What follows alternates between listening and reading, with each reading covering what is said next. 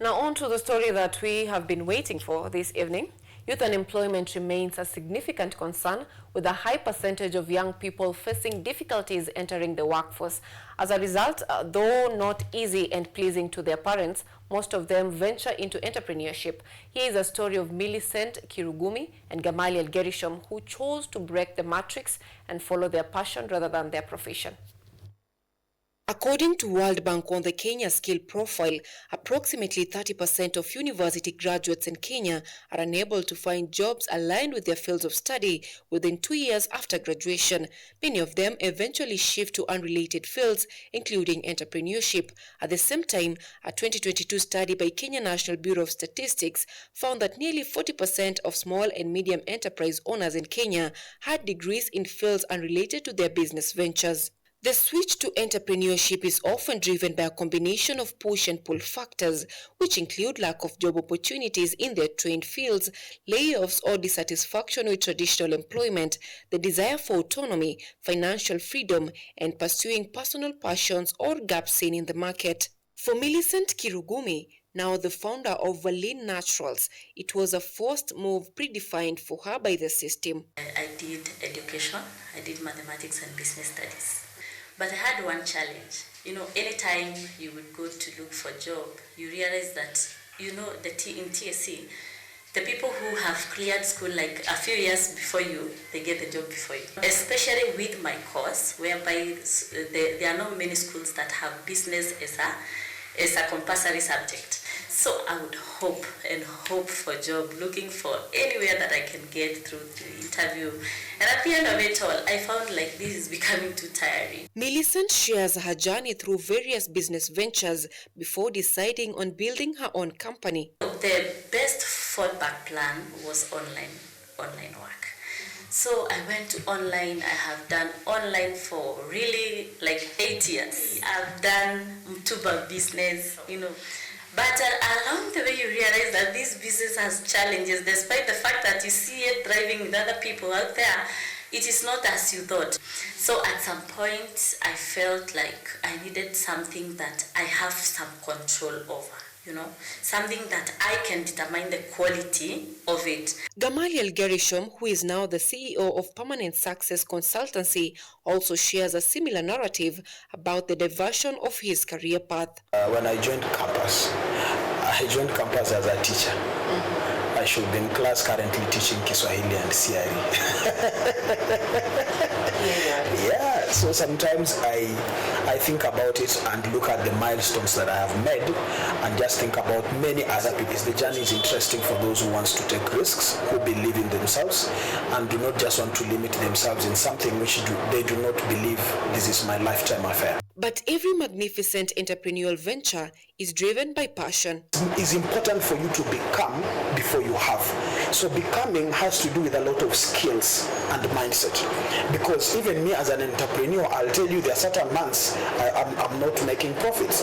But if I've not become an entrepreneur, definitely I'll think about employment again. For Millicent, she drew her purpose from the pain she encountered as a result of stigmatization from having an acne-prone skin. I wanted somebody, a young person, or those ladies, to feel like they are beautiful.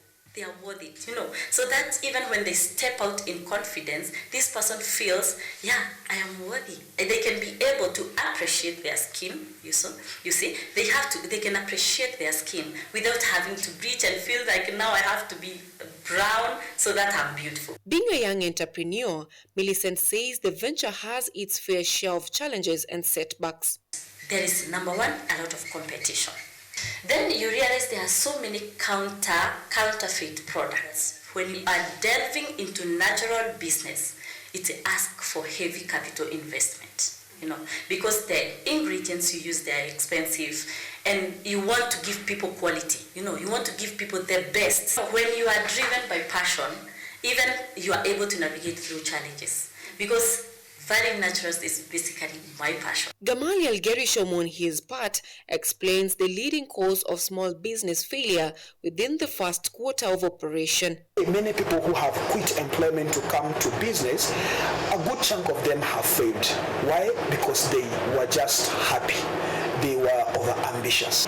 If you are coming to business, make sure you have at least not less than 3 months money or finances that can sustain that business without you saying that you are paying yourself or you are paying others, so that the business can pick and then it can now sustain itself. He stresses on the importance of having mentors, doing research, and undergoing training to help avert operation setbacks that arise from having limited knowledge and skills. I always say that person who is at the top of the mountain knows how to get there.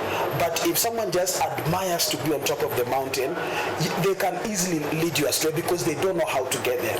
Never underestimate the power of accountability partners in business. Someone who keeps checks and balances. You don't do things alone. Even me, I have a mentor, I have a coach who I have to submit my reports by the end of the month, telling him this is what I've achieved, this is what I've not been able to achieve, and stuff like that. I went through a vigorous training on formulations, but it all starts from understanding the skin, So I had through a training on skin, then I went through a vigorous training on formulations, so that I'm able to formulate according to the skin type. And something that personally I would have wanted the government to give me is to help me access the government facility where young manufacturers are nurtured, you see. And now that one, I remember I tried when I was starting this business, and it became totally hard and difficult. Like most businesses, standing out in the midst of market competition is considered a major challenge. Through her experience in various business ventures, Millicent shares her major lesson to keeping businesses relevant. You enter sometimes in business expecting growth tomorrow. And that is where many businesses fail, because you don't give time for this business to thrive and get some roots. So I would say, instead of focusing on this growth every morning, every day, focus on the quality. The quality of the service, the quality of the products that you offer is what is your business. Keep the best customer service. You may be having the best products, you may be having the best service, but how you deliver it to the customers, it means everything.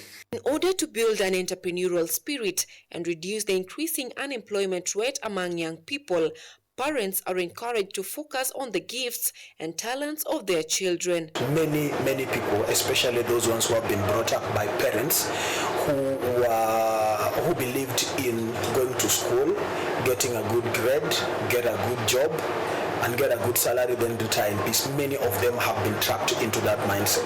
Many parents force their children to live their dream. I would encourage many parents, focus on the gifts, the talents, and the skills of your children. Don't just look at the economical value. There is something called fulfillment, personal fulfillment. It is much more important than the money. Millicent and Gamaliel are just a few examples of many graduates who opt to shift to entrepreneurship rather than blaming the system for their career dissatisfaction. With the current rising cases of unemployment, it is therefore a need for the young people to embrace entrepreneurial mindset. Anyango Sylvia, KUTV.